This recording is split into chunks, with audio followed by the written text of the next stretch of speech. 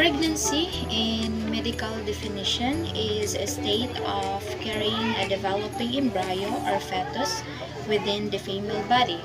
In simple words, it is a state of having a baby represented by a bump on the stomach of a pregnant woman.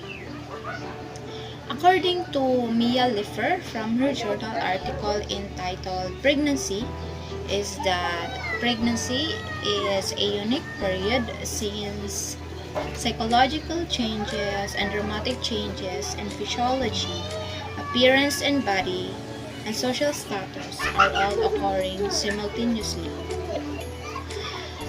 So today, let's talk about pregnancy on boundaries. Pregnancy in terms of generation to generation, pregnancy in terms of culture and tradition, and pregnancy in terms of land and territory. It is true that every woman in the world were given a chance to conceive and give birth to a child. But the way, how, when, and where a woman can bear a fruit is what we considered boundaries on pregnancy. So let's talk about first the pregnancy in terms of generation to generation. Many years ago, in the existence of kingdoms and empires, pregnancy serves as a lifeline of prosperity of a nation, where a prince must marry a princess with the hope of giving birth to a child, projected to become the next ruler. This was the case in European and some part of Asian countries during that era.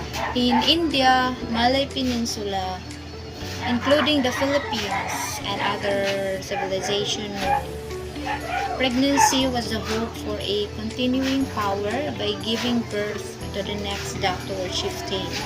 This was also the case for empires during that era, like the Chinese, Mongolian, and other empires known throughout history. In fact, the standard was established where nobles, maharlikas, khans, kings, datus, princesses, slaves, and other class must marry the same status as they were. To maintain the prestige of a pregnancy or bloodline, we call it a caste system, where having a child of opposite class like a princess and a slave was a taboo, and it is a punishable according to the law or rule of the system during that time.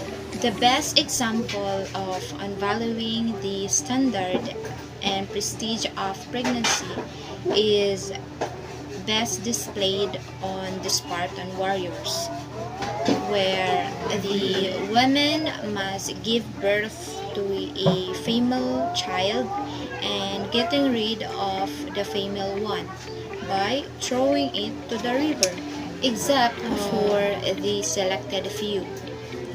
A Spartan male was born warrior, preserving the legacy of Sparta as a military state.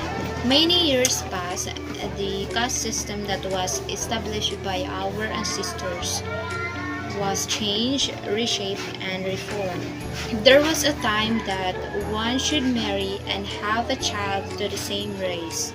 Otherwise, the child must carry a burden and consequences by being rejected by the society.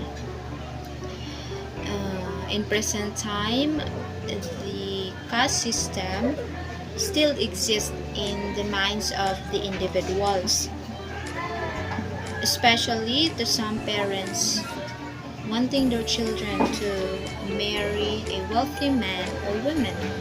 But the system is now irrelevant since everyone or most of us were given a chance to choose whom we love and live for the rest of our lives. The next one is the pregnancy in terms of culture and tradition.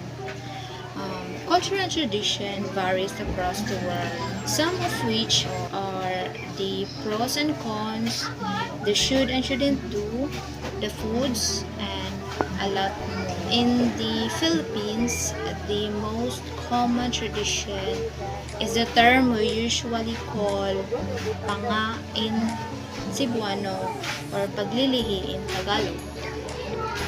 It is a belief associated with the action of a pregnant woman that determines the face feature of a child by the time of birth.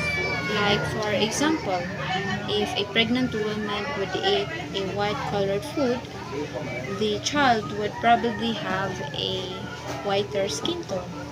And otherwise, if a pregnant woman would eat a dark colored food, the child would probably have a darker skin tone. Other belief includes that if a pregnant woman irritated a particular person, the face feature of the child will be of that person. Scientifically, it is unaccepted in accordance with the Genetics, Heredity, and Variation by Johann Gregor Mendel, where the traits of an offspring are shared characteristics of the parents. Yet, culture and tradition in pregnancy still in practice today in different parts of the world, and it serves as the guidelines during pregnancy, expected to continue for the coming years. And lastly, the pregnancy in terms of land and territory. Different countries have different birth policies. We have the China, they have the one child policy. We have the India, they practice two child law. We have the Japan, they have the Child Benefit Act, where average earning families are paid some amount of money of having a child. This is to mitigate the declining youth population of the country. In the Philippines, we have the no home policy in addressing the maternal mortality rate of the country. All of this is to properly plan the number of populations so that scarcity and danger of depleting resources can be prevented while creating and maintaining the growth of the nation. Despite the boundaries on pregnancy, it is by far the most crucial and only way to preserve human civilization as the only known intelligence of the galaxy. As of the moment, cheers to all the women out there fighting the struggles, pain, and sufferings